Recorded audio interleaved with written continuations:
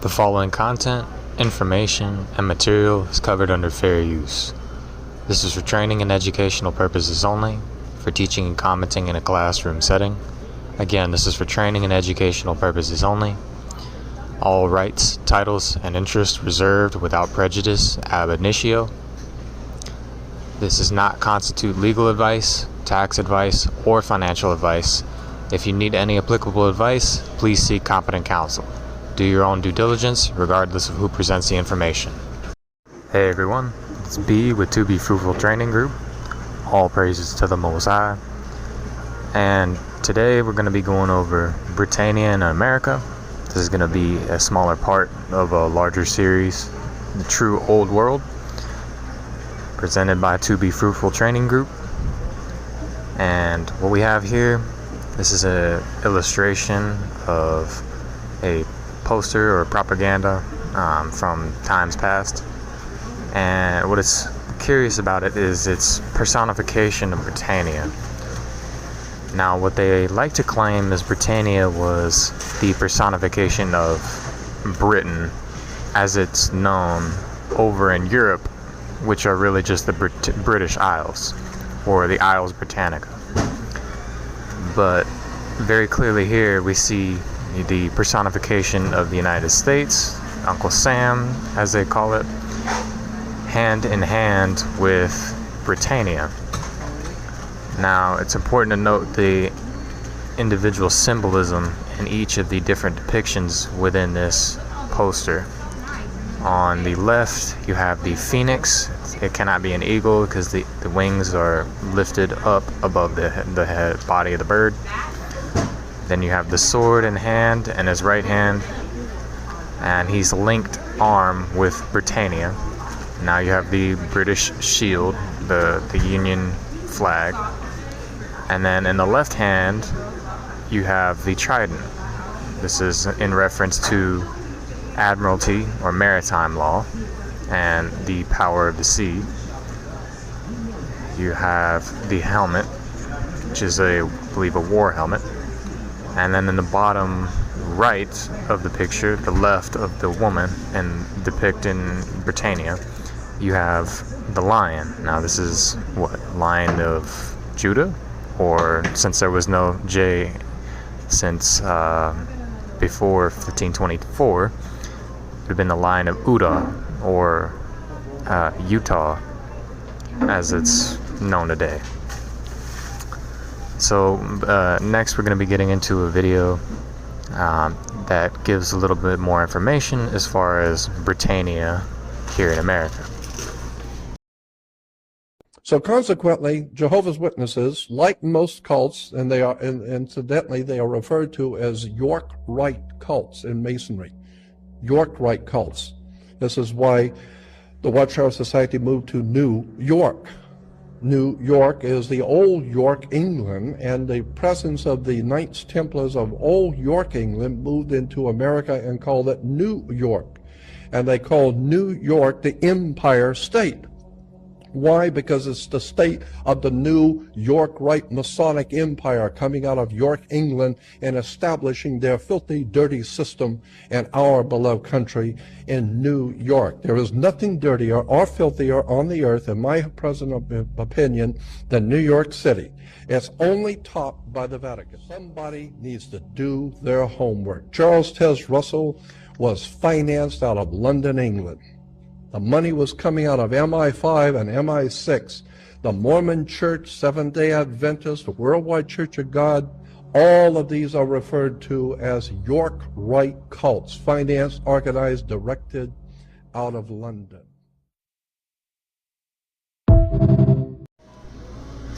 So, as he stated in that video, New York is the site of the old York, England.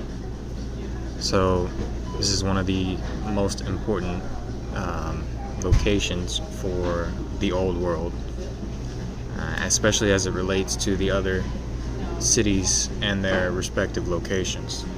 Now, York, it says here, according to Charlatan's Web, you know, Charlatan's Web is good for some things. They like to spill the beans here and there. You just have to do more research in addition there too. But they do put a lot out on Charlatans Web. So York is a cathedral city in North Yorkshire, England. That's the Isles Britannica overseas location. And it says here it has Roman origins. Sited at the confluence of the rivers Ouse and Foss, it is the county town of Yorkshire. The city has many historic buildings and other structures such as minster, castle, and city walls. It is the largest settlement and administrative center of the wider City of York district. So here we get into it further.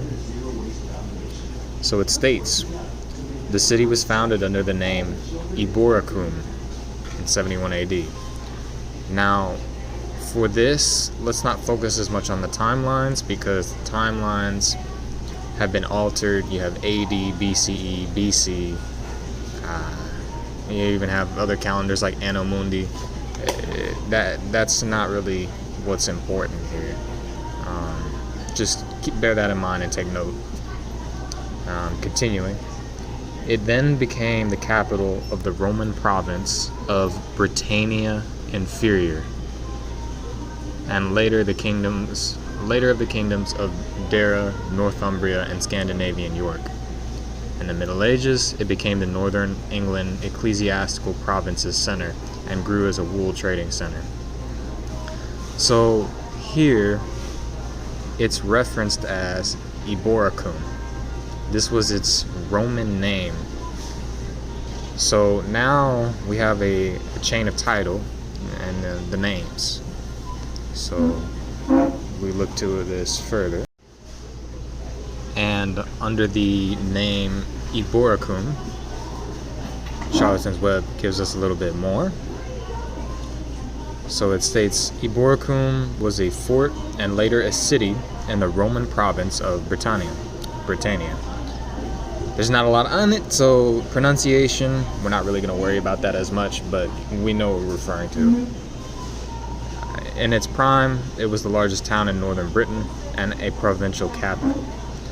The site remained occupied after the decline of the Western Roman Empire and ultimately developed into the present-day city of York in North Yorkshire, England.